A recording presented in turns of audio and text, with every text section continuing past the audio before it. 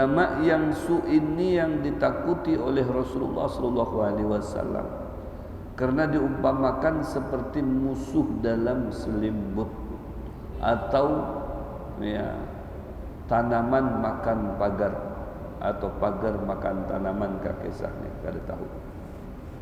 Musuh dalam selimut, berbahaya. Di dalam kitab Bidayatul Hidayah karangan Abu Hamid Muhammad bin Muhammad Al-Ghazali, luar biasa. Anaknya ngarannya Hamid, ayahnya Muhammad, kainya Muhammad, datuknya Muhammad. Jadi keluarga Muhammad ini sabarataannya. Al-Ghazali At-Tusi dari kampung Ghazali, karena ayahnya K7 menyulam, ya, sehingga dinisbatkan kepada ayahnya nang K7 selalu menyulam. At-Tusi dari daerah Tusi yang berada di Baghdad atau kota Irak, ya, yang ulun kada tahu pastinya karena belum suah ke sana. Di situ banyak para ulama, para salihin, para ulia, para amilin, ya. Al-Imam Ghazali luar biasa, yang beliau mengarang kitab Ihya Ulumuddin juga. Kalau kita membaca kitab Bidayatul Hidayah saja sudah luar biasa. Kalau orang itu mengamalkan kitab Bidayah Hidayah saja sudah dipastikan wali min auliyaillah, karena luar biasanya pembahasan yang dikupas di situ. Ada rubu'ul muhlikat, 4 macam penyakit hati dibahas di situ. Luar biasa. Tentang tasawuf, tentang hakikat dibahas di situ dalam kitab Bidayatul Hidayah. Tipis kitabnya, halus kitabnya, tapi manfaatnya luar biasa. Di situ diantaranya Rasulullah menyampaikan di hadapan para sahabatnya, ujar Rasulullah, inni akhafu ma akhwafu alaikum minad dajjal. Ada yang aku khawatirkan dari kalian itu minad dajjal. Aku dajjal kada takut lagi, jar Rasulullah. Yang takut ini nih yang aku akan sampaikan dengan bubuhan nikam nih, jar Rasulullah. Takut benar aku ini. Ya, karena kalau dajjal itu terang-terangan nyinya, terang-terangan memusuhi kita, menjadi musuh etam dajjal itu, karena sudah memerangi etam.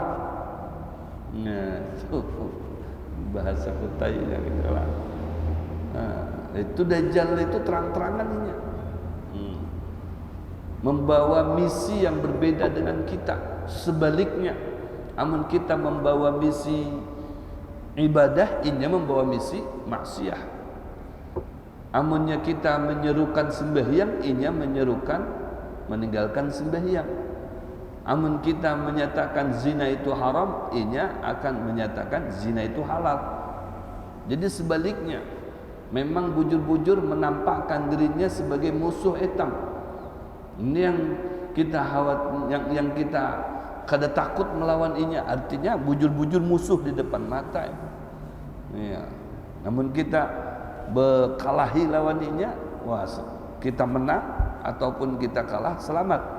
Nah, yang aku khawatirkan ini bahaya. Kada terlihat, dohirnya bagus saja, tapi di balik itu bahaya, menghantam ini. Wah, menghantam kita ini di balik itu. Wah, bahaya ini. Soalnya kadang-kala dibedakan. Inya berbulang jua, inya berjubah jua, inya bergamis jua, inya bertasbih jua, inya baca Al-Quran jua. Nah, jadi kadang-kala bujurkah apakah ada? Tapi, nah, inya di belakang kita itu menghantam kita, menusuk kita itu dari belakang. Ya, kalau di dalam selimut itu kita kada tahu nih, dikira tuh ya sesama kekawalan aja dalam selimut itu, ternyata musuh kita itu masuk ke dalam selimut itu. Jadi musuh dalam selimut ini yang bahaya, musuh dalam selimut. Bahaya. Ya Rasul, akhwafu ma akhafu alaikum minad dajjal. Lebih aku khawatirkan ya kepada kalian itu daripada Dajjal.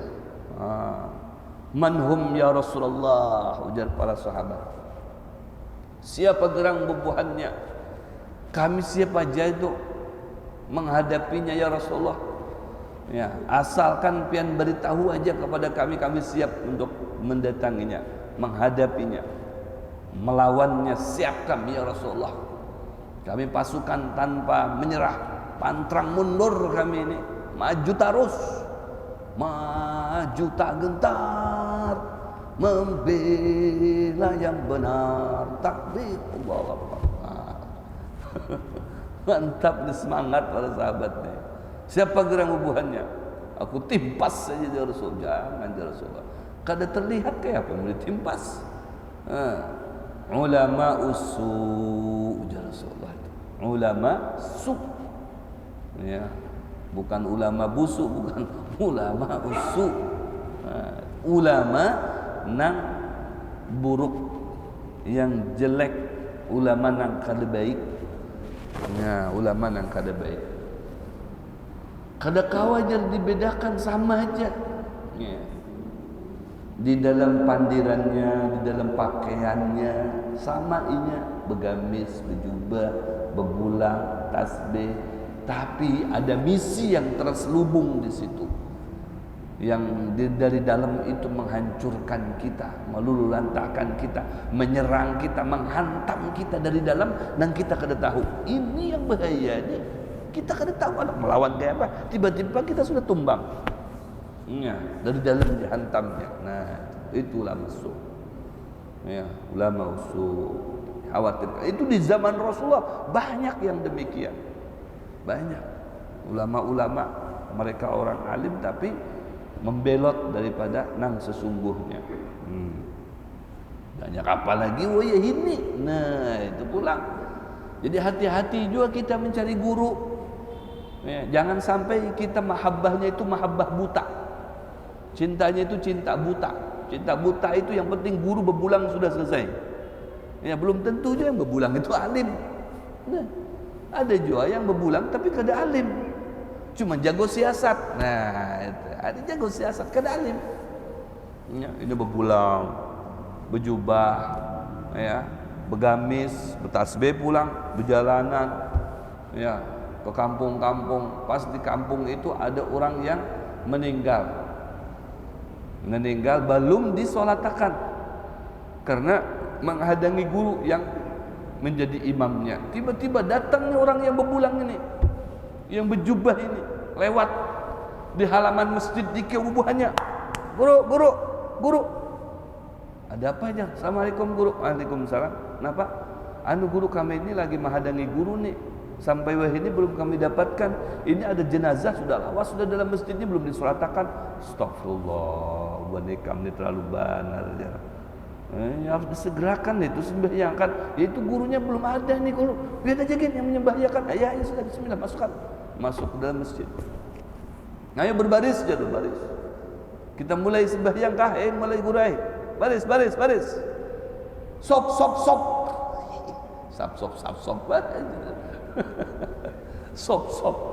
Aduh, ini sop apa ini? Sop kondro apa? Sop. Nah, ini yang masyarakatnya lebih alim daripada yang berbulang tadi. Ya.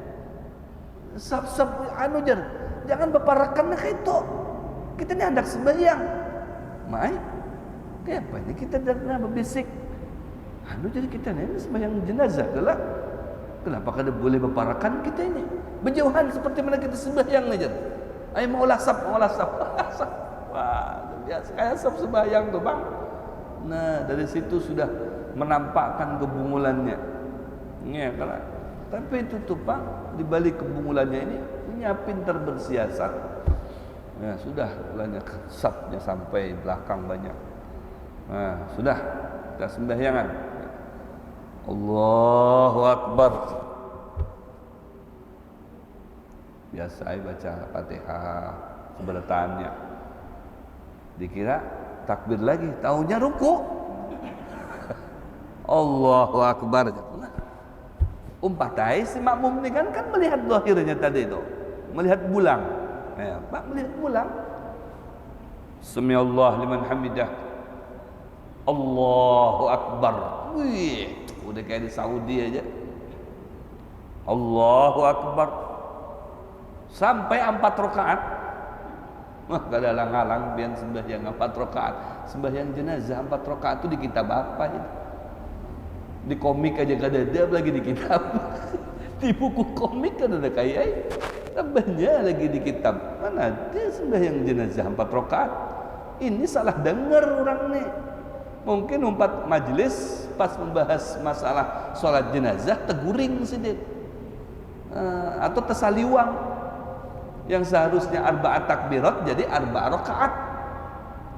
Nah, sedikit aja tuh selisihnya, 4 takbirat, 4 takbiran. Ini malah 4 rakaat. Pemahamannya 4 rakaat. Oh, 4 rakaat jadi 4 rakaat sembahyangnya. Wah, imbah assalamualaikum berdoa ramai di belakang tuh. Kenapa aja pakai rakaat nih sampai 4 pulang rakaat aja dapat dengan guru. Diaman aja kita nih orang Mongol kada tahu apa-apa. Sidin itu berulang-ulang aja juga nol, pasti alim itu. Kita terima aja. Terima aja. Kita lihat tuh berjubah berulang, orang alim tuh kada mungkin salah. Kita nih aja nah kada tahu. Tapi kan waktu subuh aku nih sembahyang jenazah 4 rakaat tuh. Banyak kayak aku nih menyembahyangkan jenazah tuh. Hanyar kali ini aku menyembahyangkan jenazah itu sampai 4 rakaat tuh. Kada resahnya itu, yang diam ramai di belakang. Aku anak takut aja, jangan, biarkan aja. Kan, sudah aku takut aja. Assalamualaikum guru, mohon maaf lah. Artinya wani dengan pian nah takut, tidak apa-apa itu. Ada yang kurang kah? Guru aku nih hanya tahu pang kali ini dari pian sembahyang jenazah 4 rakaat itu dari mana guru itu? Nah, bingung juga sini hendak menjawab dari mana di kitab apa? Kan ada kitabnya. Kan ada kitabnya menjawab kayak apa? Nah, akhirnya siasat sini. Iya jar, kayak ini dengai. Aku pas masuk masjid itu melihat jenazah ini sebatangan hilang sebatangan. Berarti ini jenazahnya banyak dosanya. Makanya aku ini pakai rukuk, pakai sujud agar supaya jenazah ini terampuni dosanya sebarataan. Oh, dibunguli. La haula wala quwata. Ini yang alih yang seperti ini. Ada ulun di tanah hulu tuh, pian Bibaijer. Aku ini sudah sampai Bibai. Sampai kemana aja ulun? Sampai dia sudah. Pian duduknya di mana aja? Berandakan di mana pian? Wih, jerana. Apa maksudnya nih? Wah, pian dia kada paham ternyata nih jernya kan. Kada jerun pian ini sampai kemana nih? Nah, Bibai. Semalam seminggu lalu ulun nih Bibai bermimpi. Memang ulun nih kan mendalami hakikat jernya. Belajar ulun nih kada semacam pian. Ulun nih belajar langsung dengan orangnya. Kitab itu tarbang Bibai aja. Tarbang kitab itu ke hadapan ulun baca maha. Nah itu, wah kegampangan ilmu kami ini Bibai aja. Waduh, ya terus, nah itu pulang ulun nih bermimpi Bibai. Pemimpi itu dari atas langit itu Bibai cahaya genal. Wah, bercahaya benar. Lebih indah daripada bulan, daripada matahari tarangnya tuh nah Bibai. Bercahaya, cahaya itu dari atas langit itu turun. Nah, berturun, berparak, masuk ke dalam diriku Bibai. Nah, masuk ke dalam diriku. Jadi disitulah aku memaknai aku ini sudah sampai. Nah, dalam diriku itu sudah tajalli Tuhan. Nah, ambulang itu. Oh, ini kada jauh berbeda kisah ini dengan yang dikisahkan oleh Al-Imam Ghazali di dalam kitab Bidayatul Hidayah. Nah, orang itu kada mengerti tentang fikih ya, kada mengerti tentang fikih, kemudian inya mendalami ilmu tasawuf sampai mengkaji tentang masalah maqam, dan sampai inya mendalami ilmu khalwatiyah, berkholwat. Nah, kemudian inya menjauh, menghindar daripada keramaian, inya tinggalkan anak bininya, inya tinggalkan dingsanak-dingsanaknya, handai taulan di kampungnya ia tinggalkan. Aku ni hendak zuhud weh ini, hendak aku aja dengan Allah Subhanahu wa taala. Datang ke hutan. Nah, datang ke hutan. Datang ke hutan. Set. Ini mengolah apa namanya bedeng di hutan sana. Oh iya, berkholwat sorangan di situ. Kedede siapa-siapa. Nah, kholwat sorangan di situ. Akhirnya ya ada satu orang ngerjain dia. Ya, dia lagi berkholwat begini, dikerjain oleh seseorang. Ya, tapi di dalam kitab itu yang membisiki dia itu adalah syaitan. Jadi syaitan membisiki dia.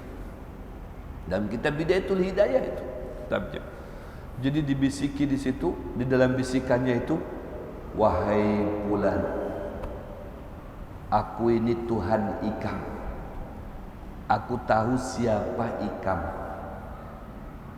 Aku Tuhan sudah menerima segala amal ibadah Ikam. Dan aku sudah mengampuni segala dosa Ikam. Dan sudah aku tetapkan Ikam min ahlil jannah. Jadi mulai hari ini Ikam min ahlil jannah. Ampihi segala kegiatan ritual ibadah Ikam, karena Ikam sudah min ahlil jannah. Apa ujar orang tadi yang berkholwat karena mendengar bisikan tadi itu? Alhamdulillah, jannah pulang. Alhamdulillah ya Allah, ternyata kholwatku diterima, ibadahku sampai dengan puncak. Aku sudah sampai kepada pian ya Allah. Nah, dari situ berdiaman maha, kada sembahyang lagi, kada ibadah lagi. Nah, kalau ditakuni orang, sembahyang Ikam, kenapa sembahyang? Aku sudah dijamin ahli surga. Nah, tertipu di situ. La haula wala. Aku sudah dijamin oleh Tuhan min ahlil jannah, ujar sidin, aku sudah diampuni dosanya oleh Tuhan. Aku ujarnya kada usah ibadah dia lagi, berdiaman maha di rumah, sudah ditetapkan min ahlil jannah. Mana ada Allah memerintahkan orang untuk berdiam di rumah, kada beribadah. Jangankan beribadah, begawe saja diperintahkan oleh Allah Subhanahu wa taala. Begawe secara umum ya, itu diperintahkan oleh Allah. Mukminul gawi khairun min mukminid dhaif, kata Rasulullah. Mukmin yang berenergi, mukmin yang bekerja, mukmin yang peduli dengan anak istrinya dengan bekerja, dia lebih mulia, lebih bagus, lebih dicintai oleh Allah daripada mukmin yang diam aja, kada mau begawe. Yang lemah. Tambahnya lagi ibadah. Mana ada Allah melarang ibadah kepada hambanya? Justru ibadah itu diperintahkan oleh Allah Subhanahu wa ta'ala. Ini gagal paham. Langsung alhamdulillah kada sembahyangan lagi. Macam yang tadi itu tekana cahaya, kada ibadah lagi. Kisahnya Tuhan sudah tajalli dengan aku.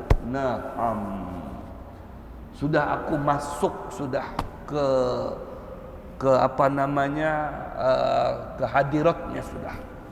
Aku sudah menandak diri aku di hadiratnya. Sudah panah aku ini. Sudah menyatu. Inya aku inya. Wah, dah. Ampar gitu. Sembahyang kada mau. Macam-macam berzikiran kada mau. Baca Al-Quran kada mau. Nah, lain kalau orang-orang bahari mengkaji ilmu tasawuf, tapi memang mereka kadang meninggalkan sembahyang sampai kuburannya apa yang disentuh oleh inya itu berkirap. Tahu pengen berkirap? Bercahaya. Di saat meninggal itu yang disentuh oleh tangannya, tempat duduknya, semuanya, tempat diamnya, kuburannya itu bercahaya. Tuh, nah kayak besenter, kuburannya besenter bujuran itu ada banyak yang macam itu, berkiram. Nah, luar biasa itu ada. Tapi memang ini ahli tasawuf, ahli yang mendalami ilmu hakikat, ya, dengan juga tidak meninggalkan syariatnya, diterima oleh Allah. Oh, luar biasa, berkira kuburannya bercahaya. Kalau malam itu memancar cahaya. Masya Allah, ini bertongkat-tongkatnya bercahaya. Ini berisi lading-ladingnya empat bercahaya. Apa yang disentuh oleh ini bercahaya. Tasbihnya bercahaya. Luar biasa itu. Ada gampang bergilap ya. Nah, itu yang ahli tasawuf, wujud-wujud yang dipakai. Ya, bukan yang mengaku-ngaku. Sama dengan yang mengaku-ngaku alim, tapi kada alim ini bahaya, ini lebih bahaya karena lebih wani. Ya, yang bujur-bujur alim waspada, berhati-hatinya karena takut kepada Allah. Kalau sampai tersalah-salah memberikan fatwa, memberikan hukum, memberikan penjelasan, maka balasan kesalahannya itu 2 kali lipat daripada yang lain. Nah, 2 kali lipat. Kada sembarang itu. Kada sembarang. Kalau justru orang yang kada tahu disebabkan dia kada tahu hukumnya, melakukan suatu kesalahan, melakukan suatu kemaksiatan karena ketidaktahuannya akan hukumnya tersebut, itu tidak bisa dihukum oleh Allah Subhanahu wa taala karena ini ada dalil. Aku kada tahu, kada diberitahu sama guru. Tapi mana saat guru, ustadz, ulama, alim, apalagi yang sudah bebulang, sorban ganal, ya, inya tahu hukum kemudian melanggar hukum, 2 kali lipat itu dosanya. Nilai kesalahannya itu kedegampanan itu. Karena inya panutan, apa yang dipandirkannya itu diumpati orang. Nah, kalau nya bujur maka inya 2 kali lipat jua pahalanya, amunnya salah maka 2 kali lipat jua nilai kesalahannya, berbeda dengan yang lain. Tuh, hati-hati. Makanya sampai-sampai takut. Ujar Rasulullah ini kenapa? Karena waninya. Kita kada bisa membendung. Kenapa? Tidak bisa kita membedakan. Ini juga berpakaian sama dengan kita, sama pakaiannya, ya, sama pulangnya, sama jubahnya. Hanya saja misinya berbeda, visinya berbeda. Beda. Ini lebih cenderung terhadap dunia, bukan mengedepankan akhirat. Ini menuhankan dunia, bukan menuhankan Allah Subhanahu wa taala. Ini merendahkan Islam, bukan memuliakan Islam. Orientalis, ya, liberalisme yang seperti itu bahaya. Kalau bahasa-bahasa ini kan ateisme, orientalis, ya, liberal. Nah, ini bahaya, pemikirannya itu cenderung, ya, menyudutkan Islam. Ini bahaya yang seperti ini. Ini yang ditakutkan oleh Rasulullah SAW. Amun yang bujur-bujur memberikan kenyamanan, ketentraman, kedamaian di masyarakat. Masya Allah, ya, diajak untuk bersatu, diajak untuk bersilaturahmi, dikisahkan tentang fadilah sembahyang, majlis ilmu, sholawat dan zikiran, sampai orang termotivasi, sampai orang hendak beribadah, sampai orang hendak bangun malam, hendak silaturahmi, hendak berbagi, peduli dengan sesama. Ini yang dicintai oleh Rasulullah, yang disebut dengan jundur Rasul, tentaranya Rasulullah SAW, ya, sebagai khalifatul Rasul, penggantinya Rasulullah, sebagai warasatul anbiya, pewarisnya para nabi. Ilmu yang memang, ya, yang disampaikannya itu semuanya kandungannya positif. Yang demikian itu ujar Allah Subhanahu wa taala, radhiyallahu anhum wa radu'an. Allah ridha dengannya, inya pun ridha dengan Allah. Yang ditetapkan kepada inya, yang dibagi kepada inya, ya, yang diberi kepada inya menerima dengan senang hati, dan Allah pun memberinya dengan penuh, ya, keridhaan. Dzalika liman khasyiya rabbah. Demikianlah orang yang takut kepada Allah Subhanahu wa taala semasa di dunianya. Ya, takut kepada Allah artinya betul-betul inya memfungsikan segala kesempatan ya untuk beribadah kepada Allah semata, bukan karena ada sesuatu di baliknya.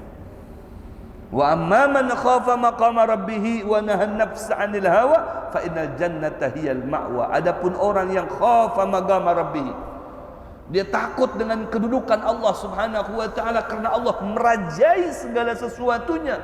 Allahumma malikal mulki tu'til mulka man tasya' wa tanzi'ul mulka mimman tasya' wa tu'izzu man tasya' wa tudhillu man tasya' biyadikal khair. Allah raja di atas raja. Allah bisa mencampakkan seseorang dengan sekejap. Allah bisa mengangkat seseorang yang hina menjadi mulia dalam sekejap. Allah bisa menurunkan seseorang derajatnya serendah-rendahnya dan mengangkat orang yang rendah ke derajat yang tinggi setinggi-tingginya. Dengan sekejap Allah itu mampu, karena memang Allah berkedudukan dalam segala aspek, dalam segala hal Allah merajainya. Nah, orang yang mengetahui tentang kedudukan Allah kemudian takut dalam arti berhati-hati dalam bertindak, baik bertindak dalam perihal ibadah, bertindak dalam perihal bekerja, bersosial dan lain sebagainya. Karena sandarannya Allah Subhanahu wa ta'ala, dia dapat mengekang hawa nafsu yang sekalipun menurut hawa nafsu, ayuha sudah, jalankan aja, lanjutkan saja, sudah sampaikan aja, tapi dia dapat menyaring, memfilternya. Hati-hati, ini ada unsur hawa nafsunya apa tidak ini? Oh, penuh dengan hati-hati. Takut sanksinya bagaimana, efeknya bagaimana, imbasnya bagaimana. Selalu berpikir demikian. Saking hati-hatinya, apa ujar Allah Subhanahu wa taala? Fa innal jannata hiyal ma'wa. Maka sesungguhnya kebahagiaanlah yang berhak untuk inya mendapatkannya. Kebahagiaan di dunia dan kebahagiaan nanti di akhirat. Allahu Akbar. Nyaman. Tapi sebaliknya, artinya yang sekehendaknya saja, sudah tak apa-apa. Yang penting fulus ini ya, fulus. Semuanya dijadikan tolak ukurnya adalah fulus.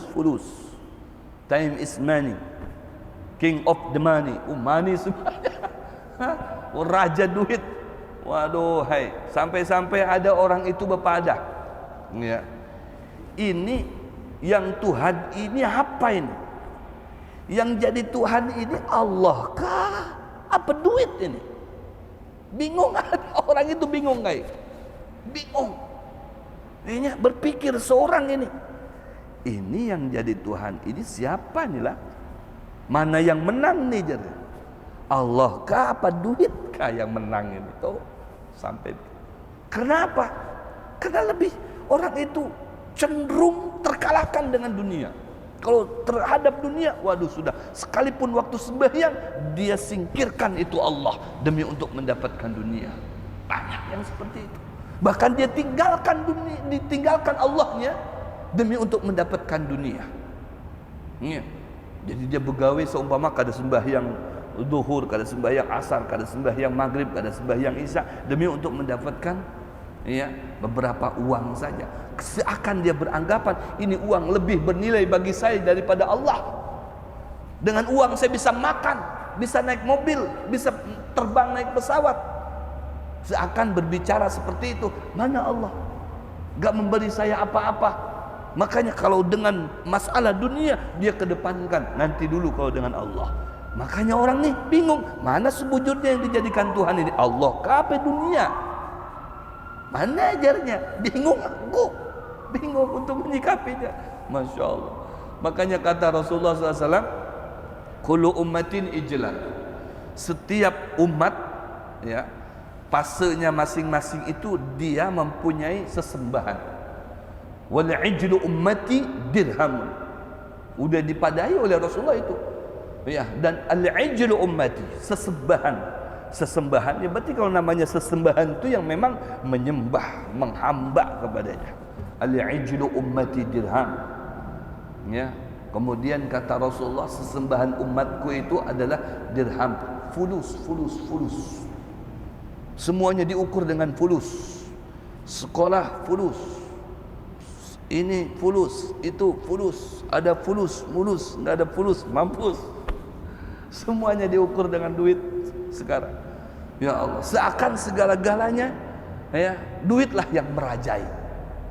Main sekarang, jadi kalau nggak hati-hati kita merajai duit.